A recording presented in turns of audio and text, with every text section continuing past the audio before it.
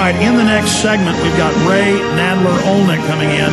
She heads up fluoridefreeaustin.com, fighting the city council that gets the lobbying money from these chemical companies to take the byproducts of the petrochemical industry and the fertilizer industry and the aluminum purification industry and dumps it right in our water supply. And we're talking to a PhD doctor of chemistry and biology, Dr. Neil Carman. Doc, is there a particular way for people to read your research or a website people can find out more about you, or is the best place just fluoridefreeaustin.com? Well, Dr. Paul Conant in New York has a great website, fluoridealert.org, and he has a list of over 2,535 professionals, PhDs, medical doctors, dentists, nurses, and other neurologists who have signed on to this professional statement calling for an end to fluoridation in the United States. Because in Europe, there is virtually no fluoridation. They determined over there, based on medical toxicology and health studies, that this is not good to be doing to the public. And it weakens teeth. I mean, my dad's a dentist and didn't believe me, and over the years I gave him documents, and he now agrees I'm right. Yes, yes. So actually, the U.S. is the primary country in the world where fluoridation is commonly practiced. Well, look, I was never a hypochondriac. I got sick like twice a year. I could have a broken collarbone and not want to go to the doctor, so I wasn't imagining it. I would brush my teeth real good because my daddy was a dentist, and I always remember laying down on the couch and having a headache to where I almost got to where I didn't like to brush my teeth until I was finally about 16, 17, and I figured I could go to the store and buy Tom's of Maine without it. I figured out, before I ever heard of this, that fluoride was giving me headaches. Well, and actually, every toothpaste container that has fluoride in it in the U.S. is required to have a toxic warning label that if a child ingests too much of this, they are supposed to call the Poison Control Center. Now, 25 years ago, there was actually a skull and crossbones warning label on every toothpaste and box of toothpaste because of the fluoride that they've added. So the toothpaste is a big issue because already children are getting dosed every time they brush their teeth. They're getting some fluoride. They're ingesting a lot. They say if you get a pea-sized amount, most kids swallow that much, called poison control immediately. The kids don't. They eat the toothpaste, go collapse on the couch, and I've seen the studies about IQ reduction. I mean, it's a fact. Then they make jokes about it, kind of like now I say mercury's bad for you, and they go, no, I saw the news, it's good. You're a conspiracy theorist. You're a chemist. You're somebody who studied biology. You're a scientist. Is mercury good for the brain? I don't think so. I haven't seen evidence that I subscribe to that mercury has any health benefits to the body. Well, under an electron microscope at the University of Calgary, we've shown. In fact, I want to show people that. Google electron microscope video, mercury brain tissue, and this is monkey brain tissue, and it's the only heavy metal they found that causes an electrochemical almost explosion chain reaction. Normal plaques, it just builds up as a plaque and only kills what it touches, but this causes an electrochemical short circuit. Right, I've seen that. It's it looks very well done, because it shows the neuron shrinking away from the mercury. But maybe you haven't had enough mercury, Doc. Maybe that's why you think it's bad. Maybe if you'd eat more, you could join the rest of the normal people that can hardly talk now. Have you seen how a lot of adults can hardly talk now? Maybe you need more mercury and fluoride, Doc.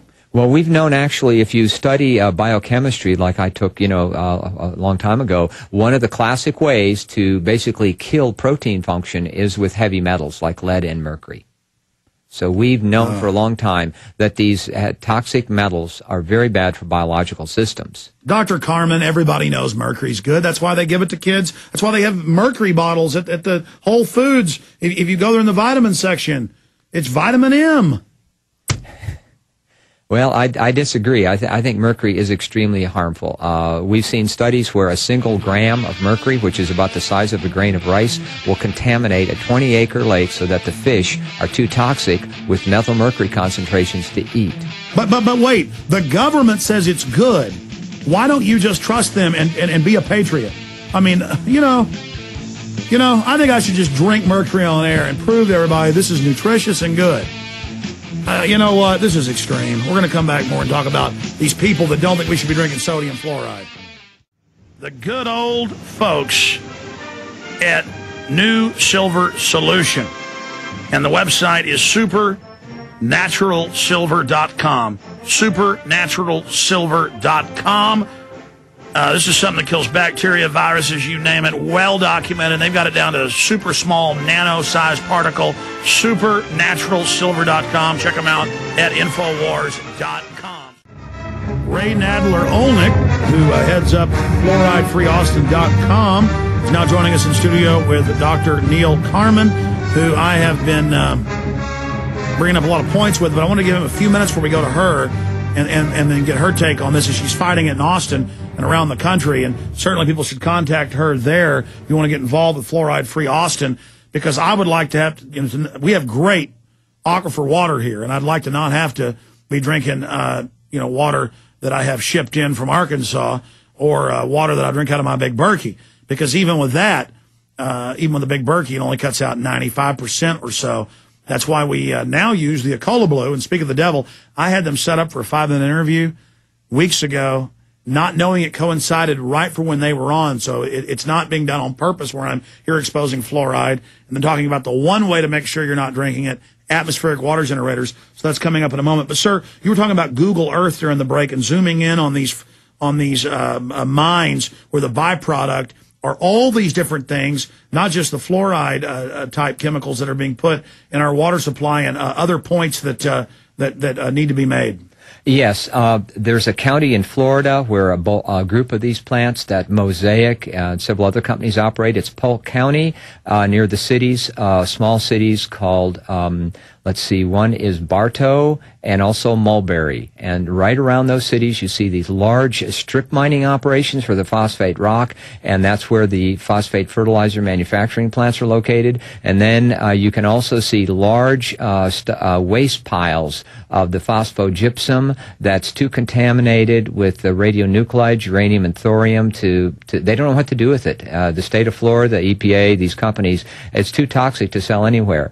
But you can go on Google Earth and see these large strip mining operations and huge waste piles. I mean, it looks like small mountains, literally, of the phosphogypsum waste. And that's where this waste product, this industrial hazardous waste containing fluoride, is coming from these manufacturing plants. So we shouldn't say they're putting fluoride in our water. That's a cover term. That's bad enough. They're putting the toxic waste in our water. Right. I mean, this is not naturally occurring fluoride. This is an industrial toxic fluoride waste product from the phosphate fertilizer manufacturing sector. There's a few other industries where they generate some fluorides as well, from copper smelting and aluminum smelting and the steel industry. So there can be other sources of this fluoride as well. Amazing. What do we do about this? You guys did a tour there. We heard about it and kind of came in under your wing. We appreciate you guys contacting us and the work you're doing. If we just get more Austinites or more people listening in upstate New York or Chicago or California right now, we have listeners all over the country. We have over 80 affiliates, XM Radio listening right now. This is really toxic waste. You guys are fighting. If more people would stand up, the majority of the EPA scientists I know signed letters. We've had their head on saying this is toxic waste. The government doesn't like this. The people that actually work in the government know it's bad. How do we end this? And then tell us about the tour, and we'll get some comments from Ray Nadler-Olnick.